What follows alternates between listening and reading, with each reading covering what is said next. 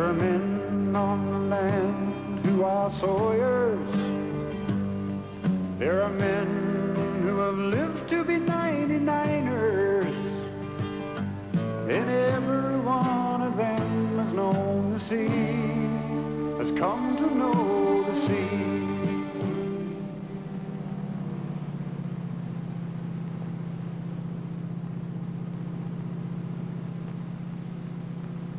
It's a terminal point for all the land that lies between here and Nootka, really.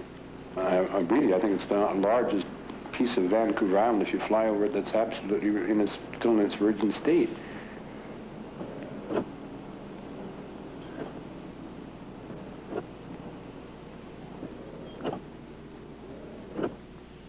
The isolation has been broken now by the blacktop that's being put through. It's beautiful here when the sun shines. We get an awful lot of rain, which is very, very depressing. It rains and it rains and it rains. When it comes down, it comes down. There's no question about it. You know, you're not going to just skip between the drops. You're not even going to walk outside and you're going to be drowned. But 1 hour later, it can swing to the west and be right cleared right off.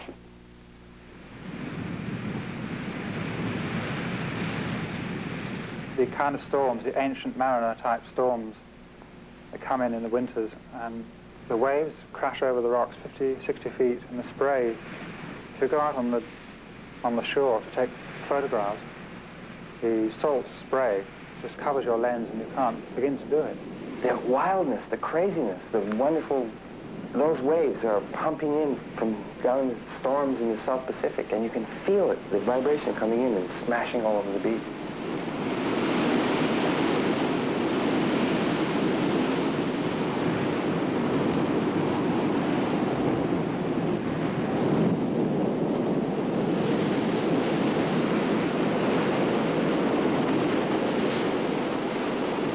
Well, for weather down here, it's really bad though on this coast.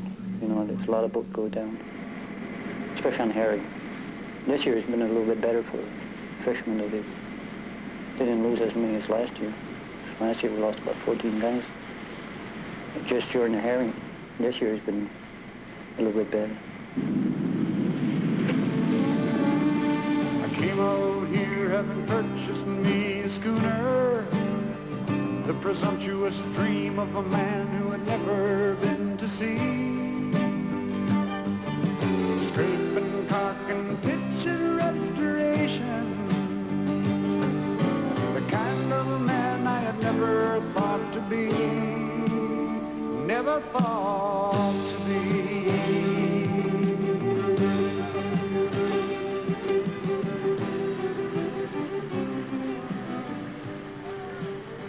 Take it by season. Let's say you start off on the herring, which is about the best money to be made in a short time, which is a very expensive business to go into in the first place. But then after you have, let's say, your salmon and your bottom fish, which includes shrimp, lingcod, sole, red snappers, that's a year-round type business.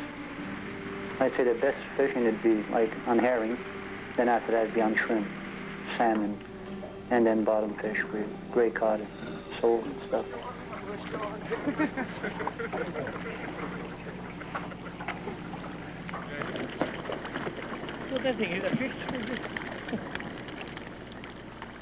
I enjoyed the sea. Well, that was another experience. I just went down for 1 week to see what it was all about, and that was in New Brunswick when I first went up, and I've been a fisherman ever since. Well, he gets with the water, you know, the water. That's low. Coming right up. John, you good tonight? That's just the camera's here. Yeah, that's just the one thing, yeah. You know, there's no French or English or, you know, if you're Italian or anything like that. You're just what you are, you know. And they seem to, you know, they respect you for what you are.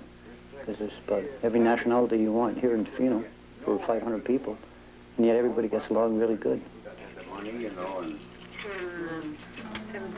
you remember these people took us out to that bought the house that we owned in Vancouver. They bought it from us. Nine. 15. Yeah. 25. Well, you still, they took off with, Washington or whatever it was. 6 for 6. You mean what I picked up, Mama? Yeah. Going on, yeah. Yeah, well, that's the thing about small community living all the way up the coast, that they learn to help one another. Build up the price of property and so on. It's what they do with the land that's more important than who it is that gets it. Yes. Depends on whether benevolent or speculative. There's good Canadians and good Americans, and it's all the same as poor Canadians. I think it just depends on whether you can get access to the area itself.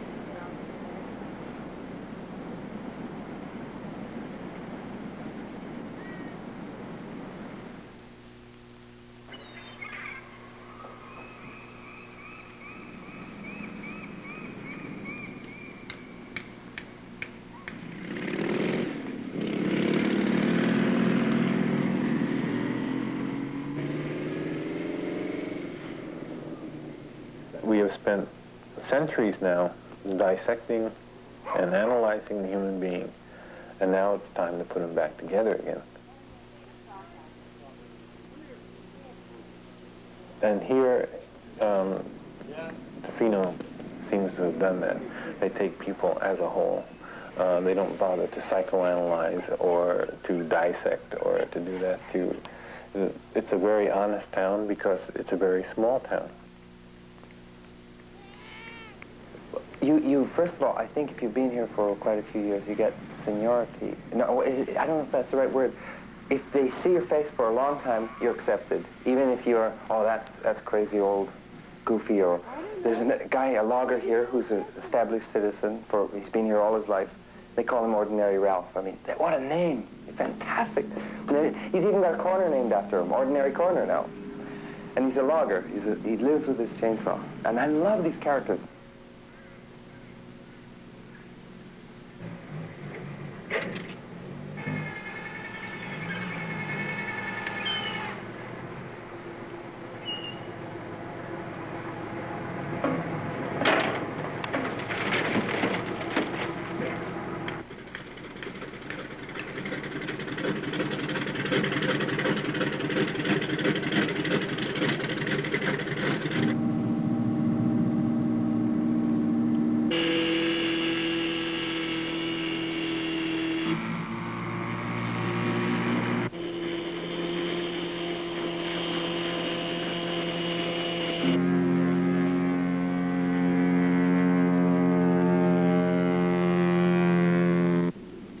Alberni, 23 Alpha 1.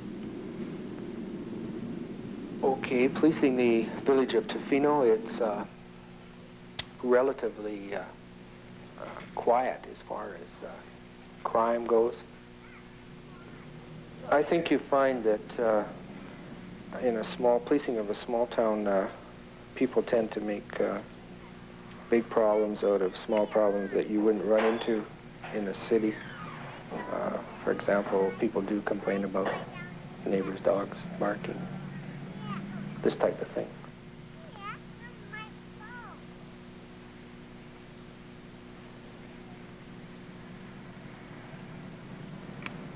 You hardly see any racial discrimination here. Rarely. It's only among the people that drink a lot.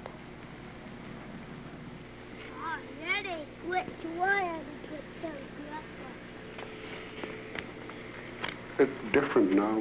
It used to be a few years back. As I said, there was more discrimination a few years back. But there's very few of that now today. Yes, you know what Mom said to me? Put it away. Put it away.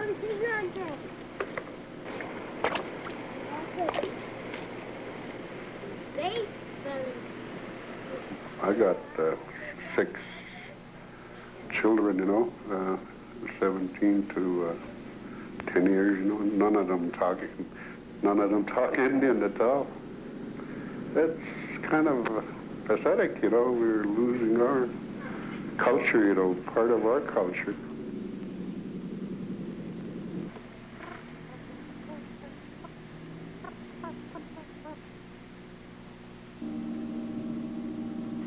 I think you do get in. There is a Tofino mentality, and you do get into it.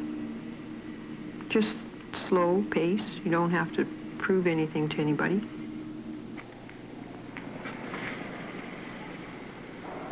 Yeah, Tofino is the end of the road. It's pretty boring. There isn't an awful lot to do, except for a bit of sports and that. There's not much.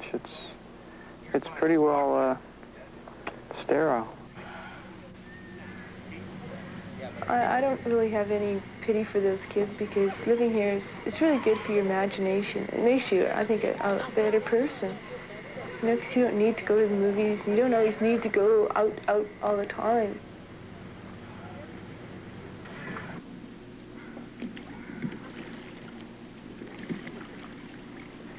There's so much like in the outdoors. There's really good scuba diving, there's water skiing, there's surfing.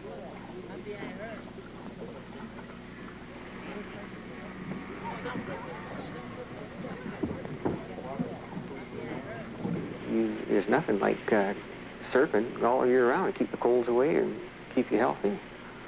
And I think it's the answer to all world problems. If you could get all these leaders out there riding a few ways, they'd forget everything that ever was going on in the world.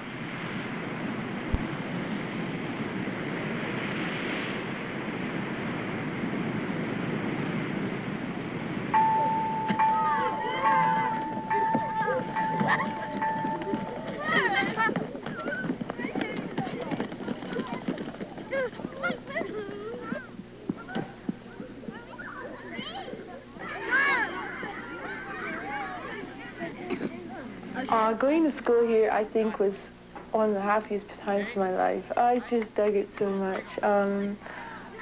One class to one room, and when I went, there was about, I guess, 150 students, and there were 40 of us in grade 8. That's from Buquis and Tofino combined. And by the time I graduated, there were like 7 of us, and 4 actually graduated, and I was the only one from Tofino. It just went shrink. Like, they just quit, they dropped out, they started logging, they started fishing. And it wasn't because, you know, they needed money, it was because their forefathers had done it and they just no need for education.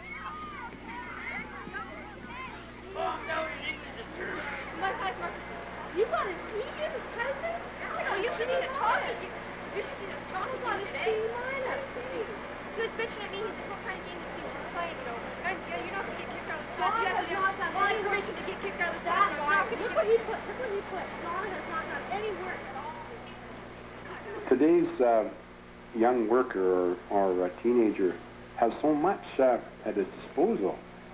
He's a choice candidate to get on a herring, as a deckhand on a herring boat, because they know that he's duck hunted and he's rowed and he's flipped in canoes and he's done this since day one.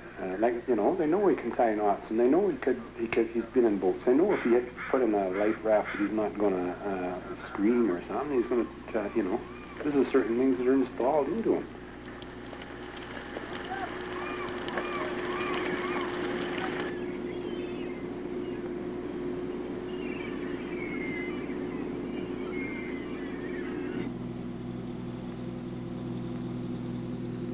The end of the line, as far as the physical aspect of the Trans-Canada Highway, doesn't mean the end of the line for an individual or a group of people or even a town. I feel in many respects that it's the beginning. And what I see here is a lot of old lives ending in sense of not age, but just an old lifestyle ending and many new lifestyles beginning.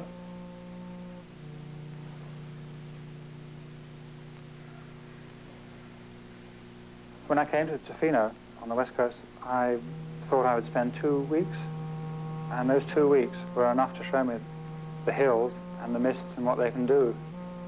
And I stayed 3 months. Every day I would wake up and see new incredible effects on the mountains, as if they come out of a Chinese painting. And to me, this was heaven. an artist's paradise.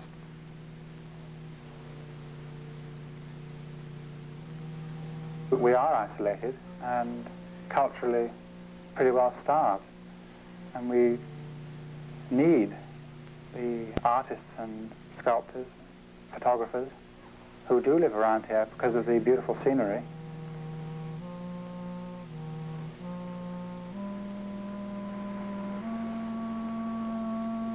See, Tofino is a service town for logging and mining, and it serves the fishermen. But you can't do that all day. You can't fish all day. Everyone needs relaxation, and the people that live in this service town of Tofino, the loggers, miners, they need culture. They need photographers. They need sculptors. It all helps to make the place different.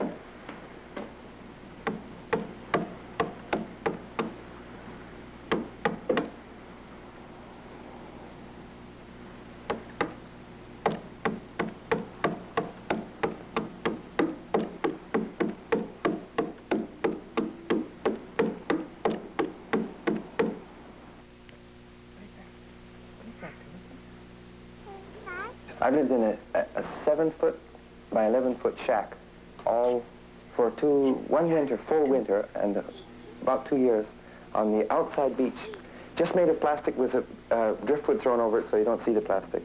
I can lie in bed and look right out of a window pane that faces the most beautiful cove you ever saw in your life.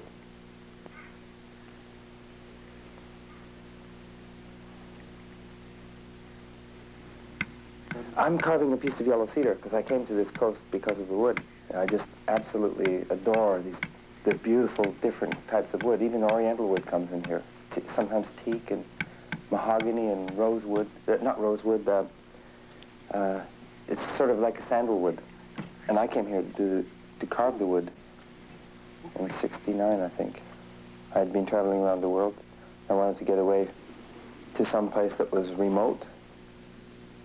They came as hippies, you know, your long-haired, dirty hippies, and the town sort of went, oh dear, and all the poor fathers went, oh my, and they've been accepted really well.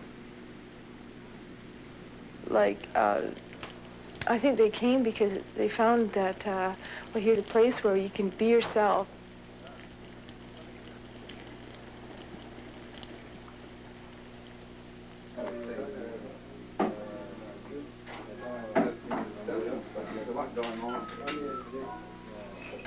The townspeople, the council, couldn't sell this building, and it was given to these artists, and it was called the Gust of Wind, and it's just gone from strength to strength.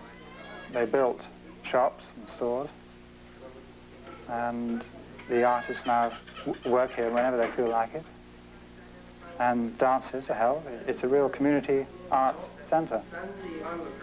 Or any questions asked by public.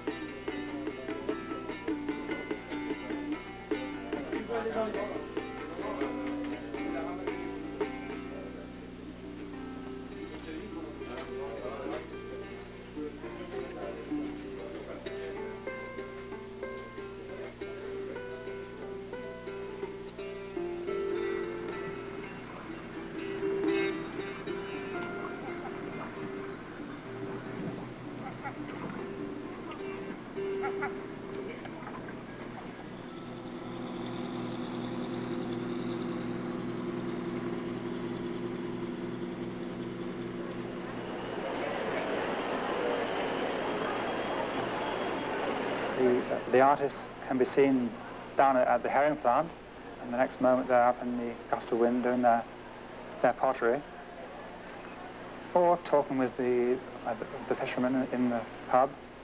There's a very homely feeling.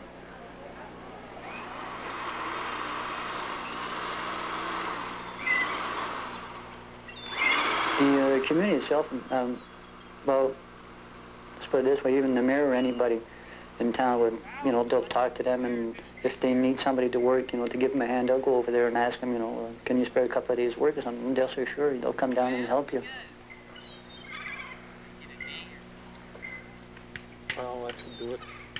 All right.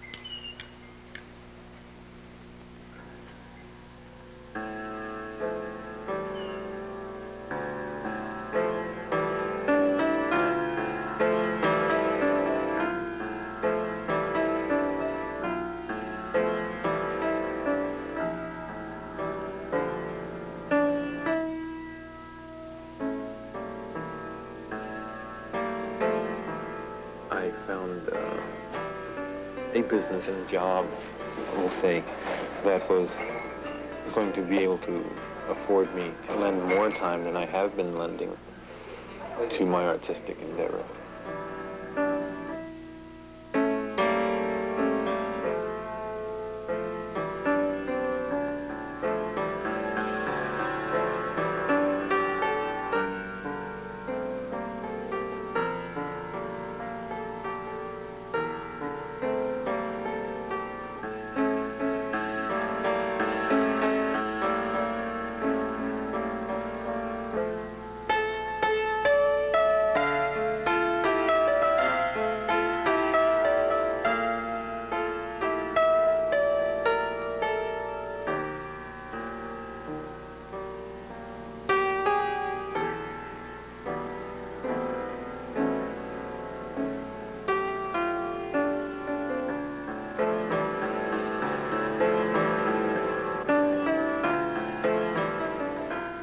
What I see in Tofino is a freedom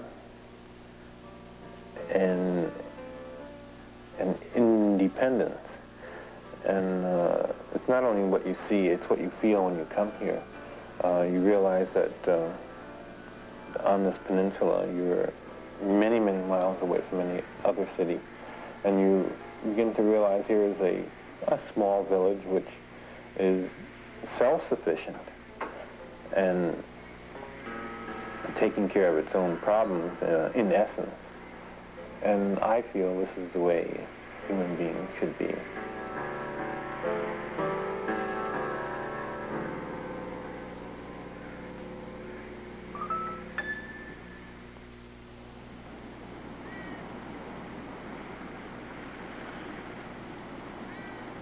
To me, standing on the shore, on the rocks, painting pictures, and you turn around because you've heard a sound coming out of the water and you see a sperm whale blowing only 70 feet away, or seals and sea lions playing. It's just incredible, the size of the wildlife, eagles flying in the sky.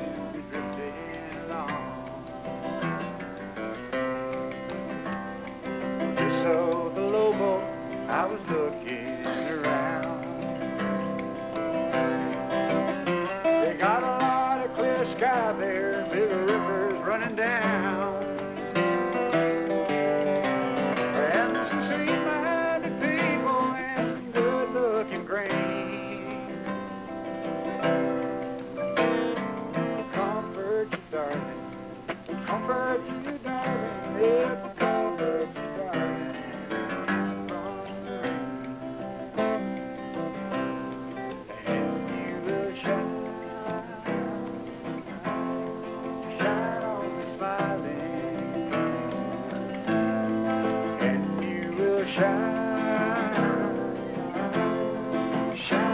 like the light of Christmas.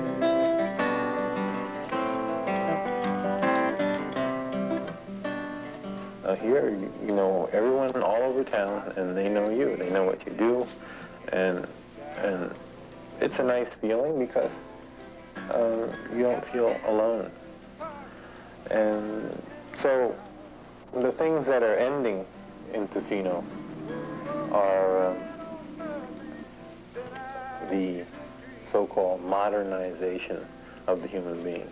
The things that are beginning are some of the very old things, like saying hello, visiting others, non-dependence upon television, which we haven't had on for 3 months now, and getting back to the nature, like water and the mountains and the sky. And so it's new, and it's a great beginning, and I think anyone that comes here, even to visit, when they see the expanse of nature, how big it is, inside they feel a new beginning, whether they can stay or not. They'll always remember that.